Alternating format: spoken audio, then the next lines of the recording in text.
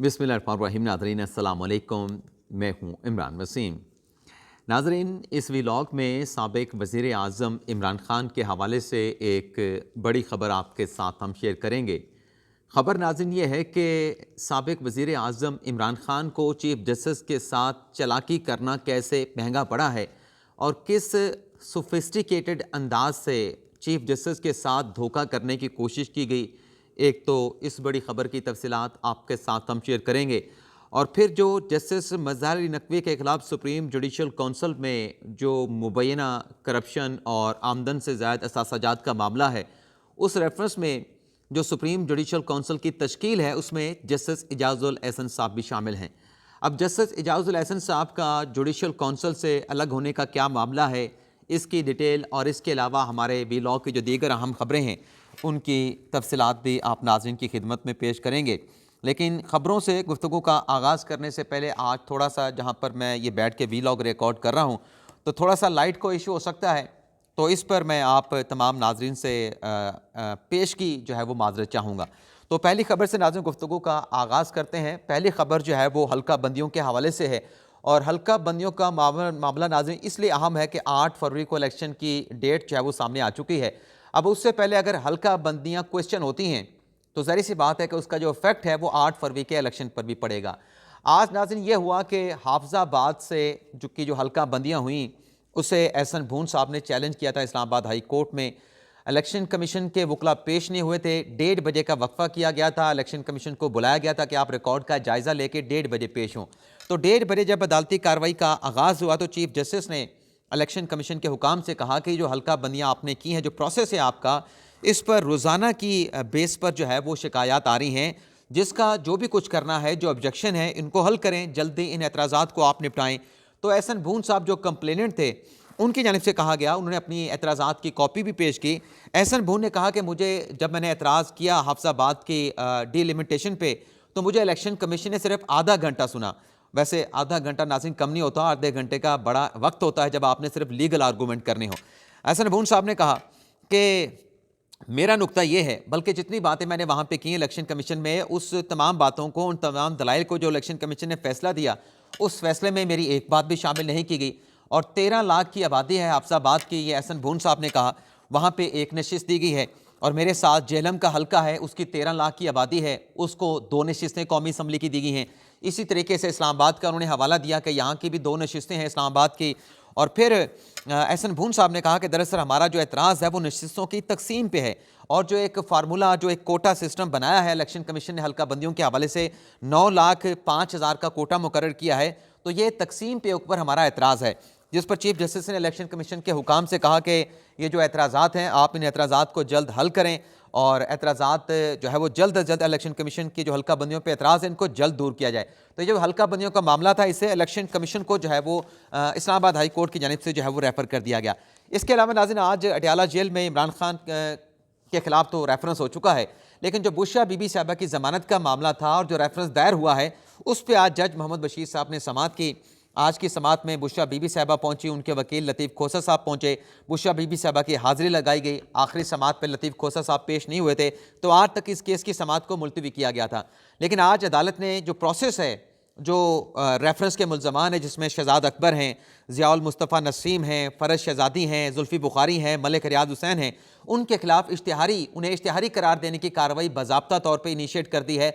और इस हवाले से आइंदा समाअत पे नैब से कहा गया है कि इनके जो प्रॉपर्टीज़ हैं उनकी डिटेल जो है आइंदा समाअत पे फराहम की जाए। और 13 दिसंबर तक केस की समाअत को मुलतवी किया गया है। और 13 दिसंबर तक जब समाअत मुलतवी हुई है तो बुशरा बीबी साहबा की जो बुरी ज़मानत है उसे भी 13 दिसंबर तक जज मोहम्मद बशीर की जानिब से एक्सटेंड कर दिया गया है। इसके अलावा नाज़रीन अब इमरान खान साहब के हवाले से 2 खबरें आपके साथ हम शेयर करेंगे। एक तो नाज़रीन जो तोशा खाना का जो फैसला था, जिसमें इमरान खान साहब को 2 साल की सज़ा हुई, खान साहब को 5 अगस्त को गिरफ्तार कर लिया गया, लाहौर से यहाँ पे अटक जेल में लाया गया, तो वो सज़ा तो इस्लामाबाद हाई कोर्ट ने सस्पेंड कर दी थी, जो सज़ा थी। लेकिन जो कन्विक्शन है, यानी सज़ा के खिलाफ जो फैसला है, उसकी सस्पेंशन के लिए जो इस्लामाबाद हाई कोर्ट में इमरान खान साहब ने दरख्वास्त दायर की थी, उस पर 12 दिसंबर को इस्लामाबाद हाई कोर्ट ने ये केस दोबारा फिक्स कर दिया है। तो ये भी एक अहम केस है। इसमें इमरान खान साहब की अगर जो सज़ा का जो फैसला है उसके ऊपर अगर नाअहली भी सस्पेंड हो जाती है तो खान साहब इलेक्शन लड़ सकते हैं। लेकिन जो कानूनी सवाल है कि क्या इस बात का इम्कान है कि ऐसा हो सकता है, तो नाज़रीन ऐसा इम्कान नज़र नहीं आ रहा। लेकिन ये एक अपनी एक तौजीह कह लें, एक दलील कह लें इमरान खान साहब की लीगल टीम की है कि ऐसे हो सकता है। लेकिन फैसला आप देखते हैं कि 12 दिसंबर को इस पर क्या अदालत की जानिब से फैसला किया जाता है। इसके साथ साथ नाज़रीन, जो मैंने थंबनेल पे लिखा कि इमरान खान साहब को चीफ जस्टिस के साथ चालाकी करना महंगा पड़ गया, इस खबर की तरफ अब आते हैं। नाज़रीन, मामला ये है कि ये जो तोशा खाना का केस है, जो जज हुमायूं दिलावर साहब को हुमायूं दिलावर ने इमरान खान साहब को कन्विक्ट किया था, ये केस कहाँ से निकला था? ये केस निकला था जो इमरान खान के खिलाफ इलेक्शन कमीशन में रेफरेंस दायर हुआ था कि खान साहब ने अपने जो तोशा खाना के तहाइफ उन्होंने 2018, 19, 19-20 और 20-21 में हासिल किए हैं, उसमें सर्टन जो तहाइफ हैं वो जाहिर करने में इलेक्शन कमीशन के गोशवारों में इमरान खान साहब ने बेज़ाब्तियाँ की हैं, उनको डिस्क्लोज़ नहीं किया। तो वो रेफरेंस गया और उस रेफरेंस के ऊपर इलेक्शन कमीशन ने इमरान खान साहब जो मियाँ वाली के NA 95 के हल्के से जीते थे, उसमें खान साहब को जो है वो डिस्क्वालीफाई करार दे दिया और NA 95 में ज़िमनी इलेक्शन करवाने का हुक्म दिया। तो ये जो फैसला है इलेक्शन कमीशन का, इसे इमरान खान साहब की लीगल टीम ने बैरिस्टर अली जफ़र साहब ने इस्लामाबाद हाई कोर्ट में चैलेंज किया था। अब होता नाज़रीन है कि जब आप कोई केस फाइल करते हैं तो उसके साथ आपका एक एफिडेविट होता है, उसमें आप ये कहते हैं कि ये जो आप अपील हाई कोर्ट में दायर कर रहे हैं, ये मामला किसी और कोर्ट में आपने चैलेंज कहीं ने चैलेंज कर रखा। तो एक एफिडेविट होता है, अदालत को यकीन दहानी होती है। ये जस्टिस खोसा साहब का फैसला था, क्योंकि माजी में ऐसी कुछ गड़बड़ हुई थी, अदालत को मिस डिक्लेरेशन दिया गया था, गलत बयानी की गई थी और एक ऐसा फैसला हुआ था जिसमें मुल्जमान को फ़ायदा पहुंचा था। तो फिर खोसा साहब ने कहा था कि नहीं, जब भी कोई इस किस्म का केस फाइल होगा, वकील की जानिब से एफिडेविट अदालत में जमा करवाया जाएगा कि यह मामला किसी दूसरी अदालत में चैलेंज नहीं किया गया।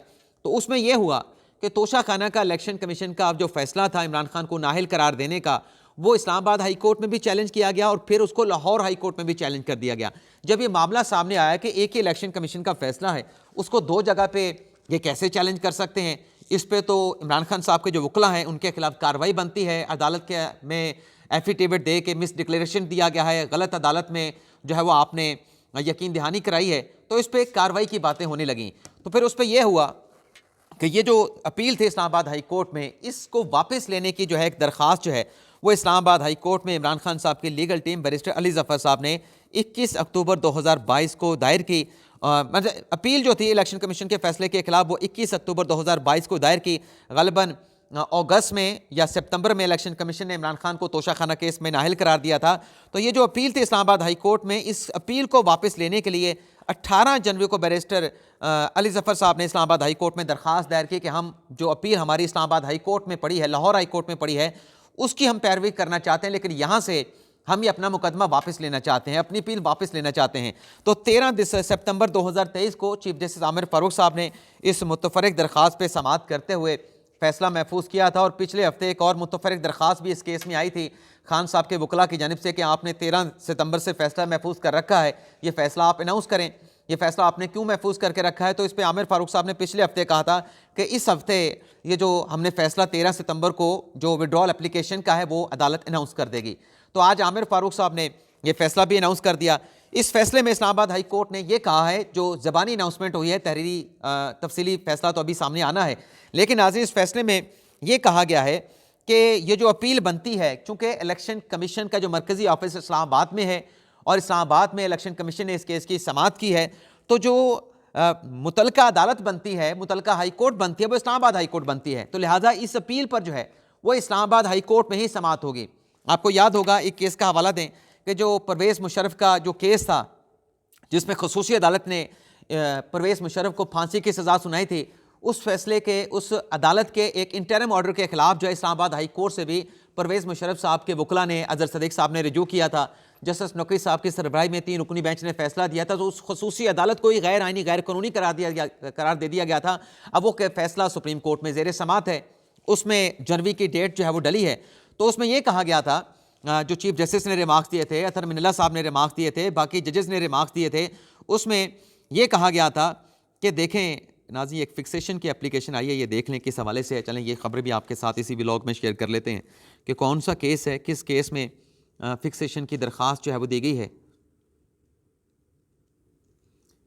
अर्ली हेयरिंग जो है वो दायर की गई है, बग़ैर किसी डिले के आप ये करें, इसकी समाअत करें। जस्टिस नकवी साहब की जानिब से, in the view of the above I respectively request that the constitution petition and the application for the interim relief filed by me may please be fixed before a bench of this court except those judges who may recuse themselves in the view of the principle of the nemo judex in causa सी। तो ये नकवी साहब ने जो उनकी petition दायर हुई हैं उसकी अर्ली हेयरिंग की दरख्वास्त जो है वो उन्होंने सुप्रीम कोर्ट ऑफ पाकिस्तान में जो है वो दायर कर दी है। इसकी डिटेल आपके साथ शेयर कर लेते हैं। इसमें कहा गया है कि जस्टिस मज़ारी नकवी ने अपनी आइनी दरखास्तों की समाअत के लिए चीफ जस्टिस को ख़त लिख दिया। जस्टिस नकवी साहब ने चीफ जस्टिस काजी फाइज़ सरदार तारिक मसूद, जस्टिस इजाज़ुल एहसन को ख़त लिखा बग़ैर किसी मज़ीद ताख़ीर के ज़ेर मेरी तरफ से दायर पटिशन को समाअत के लिए मुकर्रर किया जाए। पहले भी ख़त में 2 आइनी दरखास्तों को तय करने की दरख्वास्त की थी। हैरान कुन बात है कि supreme court practice and procedure कानून में तयशुदा वक्त गुजर जाने के बावजूद भी किसी भी तयशुदा वक्त में जो है इन दरखास्तों को जो है वो मुकर्रर नहीं किया गया है और कहा गया है कि प्रैक्टिस एंड प्रोसीजर कानून के सेक्शन 3 और 7 के तहत आपको 14 दिन के अंदर आर्टिकल 84(3) के तहत दायर दरखास्तों की समाअत को आपने मुकर्रर करना है। 20 नवंबर और 30 नवंबर को सुप्रीम जुडिशल काउंसिल में अपने खिलाफ जो कार्रवाई है उसके खिलाफ 2 दरखास्तें दायर की हैं, अबूरी रिलीफ की दरखास्तें भी दायर की हैं। आइनी दरखास्तें और अबूरी रिलीफ के लिए दरखास्तों की समाअत की जाए, बावजूद काउंसिल में मेरे खिलाफ कार्रवाई जारी है। तो ये नाज़रीन दरखास्त जस्टिस नकवी साहब ने जो है सुप्रीम जुडिशल काउंसिल में के जो अरकान हैं, जो प्रैक्टिस प्रोसीजर कमेटी के जो अरकान हैं, चीफ जस्टिस साहब हो गए, सरदार तारिक मसूद साहब हो गए और इजाज़ुल एहसन साहब हो गए, उनको ये लेटर लिखा है। मैंने नाज़रीन वो सर वीडियो रोक के ना थोड़ी सी लाइट करने की कोशिश की है, लेकिन वो उस तरीके से तो नहीं, लेकिन कुछ ना कुछ जो है वो बेहतर हो जाएगा। नकवी साहब का जो रेफरेंस जिसकी अभी हमने बात की कि अर्ली हेयरिंग की उन्हें दरख्वास्त दायर की है, एक और भी मामला है। मियाँ दाऊद जो जस्टिस नकवी साहब के खिलाफ कंप्लेनेंट हैं सुप्रीम जुडिशल काउंसिल में, आज मियाँ दाऊद जो कि वकील हैं, पहले हमारे साफ़ी भाई हुआ करते थे, आज भी वकील होने के नाते भी हमारे भाई हैं, तो उनकी जानिब से जो जस्टिस इजाज़ुल एहसन के खिलाफ चंद रोज़ पहले सुप्रीम जुडिशल काउंसिल में एक मुतफ़र्रिक़ दरख्वास्त दायर की गई कि चूँकि ग़ुलाम महमूद डोगर का जो बेंच था जिसमें इजाज़ुल एहसन साहब थे, जस्टिस नकवी साहब थे और फिर परवेज़ इलाही नकवी साहब के साथ ऑडियो भी आई थी, तो उसमें क्योंकि मफादात का टकराव है तो जस्टिस इजाज़ुल एहसन साहब को सुप्रीम जुडिशल काउंसिल से अलग हो जाना चाहिए। तो आज वो जो मुतफ़र्रिक़ दरख्वास्त थी उसको कॉन्स्टिट्यूशन पटिशन बना के यानी जुडिशल काउंसिल में अलहदा से दरख्वास्त दी है। अब एक आइनी दरख्वास्त मियाँ दाऊद ने सुप्रीम कोर्ट में दायर की जिसमें यह कहा गया है कि जस्टिस इजाज़ुल एहसन जो सुप्रीम जुडिशल काउंसिल के रुकन हैं और जस्टिस नकवी साहब का रेफरेंस सुन रहे हैं, उन्हें सुप्रीम जुडिशल काउंसिल के इजलास में शिरकत से बैठने से रोका जाए, ये तो इस्तदा की गई है। और इसमें कहा गया है कि किसी सीनियर जज को सुप्रीम जुडिशल काउंसिल में शामिल किया जाए। जस्टिस इजाज़ुल एहसन साहब जो है ग़ुलाम महमूद डोगर केस का जो है बेंच का हिस्सा थे और जो शोकास नोटिस जस्टिस नकवी साहब को जारी हुआ उसकी भी इजाज़ुल एहसन साहब ने मुखालफत की है। तो ये मफादात के टकराव का मामला है। यानी एक तरफ अगर जस्टिस नकवी साहब ने चीफ जस्टिस पे एतराज़ उठाया है, काजी फाइज़ साहब पे, सरदार तारिक मसूद पे एतराज़ उठाया है और नईम अख्तर अफ़गान साहब पे एतराज़ उठाया है, तो मियाँ दाऊद ने जस्टिस इजाज़ुल एहसन साहब पे एतराज़ उठाया कि वो सुप्रीम जुडिशल काउंसिल का हिस्सा ना बने बल्कि जुडिशल काउंसिल से खुद को अलग कर लें। तो इस पटिशन पे क्या फर्दर कार्रवाई होती है इसको भी देखते हैं। इसके अलावा नाज़रीन जो इलेक्शन कमीशन ऑफ पाकिस्तान में इमरान खान के खिलाफ तौहीने इलेक्शन कमीशन का जो मामला था जिस पर वजारत दाखिला की रिपोर्ट के बाद फिर वजारत दाखिला वजारत कानून की एक मुश्तरका रिपोर्ट के बाद इलेक्शन कमीशन ने फैसला महफूज किया था। आज इलेक्शन कमीशन का 4 रुकनी बेंच जिसको निसार दुरानी साहब हेड कर रहे हैं, इस बेंच ने अपना फैसला तो सुना दिया जिसमें कहा गया है कि इमरान खान साहब का जो तौहीन इलेक्शन कमीशन केस में जो ट्रायल है वो अडयाला जेल में होगा और 13 दिसंबर की तारीख जो है मुकर्रर कर दी है कि इमरान खान पे, फवाद चौधरी पे, असद उमर पे 13 दिसंबर को तौहीन इलेक्शन कमीशन की फर्द जुर्म लगाई जाएगी। और साथ में वजारत दाखिला को हुक्म दिया गया है कि जो जेल ट्रायल हमने मुंतकिल करना है अडयाला जेल में, इलेक्शन कमीशन से ट्रायल को वहाँ लेके जाना है, इसको भी नोटिफाई किया जाए। इस हवाले से कानूनी जो इकदाम हैं, जो नोटिफिकेशन जारी होना वो भी जारी किया जाए। तो निसार दुरानी साहब ने जो 4 अरकान के सिग्नेचर के साथ फैसला जारी किया है उस फैसले के मंदरजात आपको बताते हैं। इस फैसले में नाज़रीन कहा गया है कि जो रिपोर्ट अदालत में पेश की गई उसमें कहा गया कि मुल्क दुश्मन जो एजेंसियां हैं और उनके जो लोकल सहूलतकार हैं वो अगर इमरान खान साहब को इलेक्शन कमीशन में पेश किया जाता है, जो रिपोर्ट पेश की गई, तो फिर लॉ एंड ऑर्डर की सूरत हाल क्रिएट हो सकती है। इसमें कहा गया है कि वजारत दाखिला ने 20 अक्टूबर 2023 को रिपोर्ट पेश की, लेकिन उसमें जो जेल ट्रायल की तजवीज़ दी गई वो नामुनासिब थी। तो हमने वजारत दाखिला से कहा कि आप अपनी रिपोर्ट पेश करें। तो वजारत दाखिला ने अपनी रिपोर्ट की वजारत दाखिला ने कहा कि अडयाला जेल में ट्रायल हो सकता है। तो फिर हमने इसके ऊपर वजारत कानून से वजारत दाखिला को वजारत कानून से राय लेने का कहा। तो ये रिपोर्ट भी अदालत में पेश हुई और इसमें कहा गया है कि ये जो केस है तौहीन इलेक्शन कमीशन का इमरान खान के खिलाफ व बाकी मुलजमान के खिलाफ, ये अगस्त 2022 से ज़ेर इल्तवा चला आ रहा है। इसकी प्रोसीडिंग आगे नहीं बढ़ रही। 6 मरतबा इमरान खान साहब को नोटिस किया गया। ये उस वक्त की बात हो रही जब इमरान खान साहब गिरफ्तार नहीं हुए थे, लेकिन इमरान खान साहब इलेक्शन कमीशन में पेश नहीं हुए। इमरान खान के काबिल ज़मानत वारंट जारी हुए, इमरान खान साहब फिर भी पेश नहीं हुए। फिर इमरान खान के नाकाबिल ज़मानत वारंट जारी किए गए। तो इमरान खान 25/7/2023 को अपने वकील शुएब शाहीन के साथ पेश हुए। शुएब शाहीन ने इमरान खान साहब के साथ पेश होकर ये कहा कि चूंकि इमरान खान ने उनको अभी इंगेज किया है तो इस केस का रिकॉर्ड देखने के लिए शुएब शाहीन ने वक्त मांगा, जो उनको दिया गया। और फिर 2 अगस्त को इमरान खान को बुलाया गया। 25 जुलाई की कार्रवाई के बाद 2 अगस्त को बुलाया गया। इमरान खान साहब फिर पेश नहीं हुए। उसके बाद फिर फैसले में कहा गया कि इमरान खान साहब चूंकि अडयाला जेल में थे, अरेस्टेड हो चुके थे और उनकी ज़ाती हाज़िरी भी अब चूंकि मुमकिन नहीं है और सिक्योरिटी इदारों की रिपोर्ट भी मौजूद है, तो इस सूरत में अदालत के पास, इलेक्शन कमीशन की अदालत के पास कोई ऑप्शन नहीं है कि इस केस का जो ट्रायल है उसको अडयाला जेल में मुंतकिल किया जाए। तो लिहाजा इस केस का जो ट्रायल है वो अडयाला जेल में मुंतकिल किया जाता है और 13 दिसंबर की तारीख फ़र्द जुर्म लगाने की मुकर्रर की जाती है।